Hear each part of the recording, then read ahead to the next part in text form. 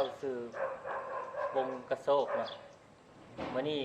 ได้มาตามหาไอไรทองเพิ่น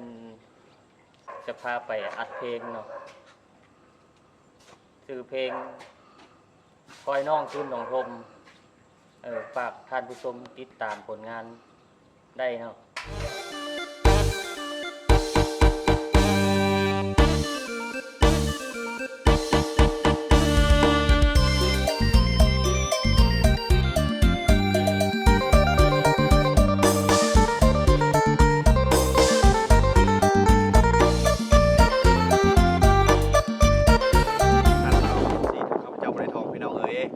ว่ามื้อนี้ทางข้าพเจ้าบ่ได้ทองกับพาน้องทรายวงกระโศกพี่น้องถือว่าความฝันเพิ่นทันฝันมาแต่โดนแล้วเนาะแต่ว่าอะไรโชว์ผมให้นี่บ่มีอันบ่ฮู้พุสักจุ่มบ่ทันซะเนาะเว้าเพิ่นเปิดเส้นทางให้พี่น้องขอฝากๆเด้อพี่น้องเด้อผลงานครั้งแรกในชีวิตของเพิ่น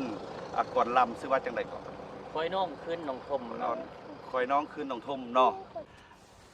ฝากรอชมติดตามได้ทางช่อง YouTube ข้าพเจ้าบ่ได้ทองอีกบ่ดนนี่แหละพี่น้องเอาขอบใจร่ำรวยเด้อพี่น้องเด้อ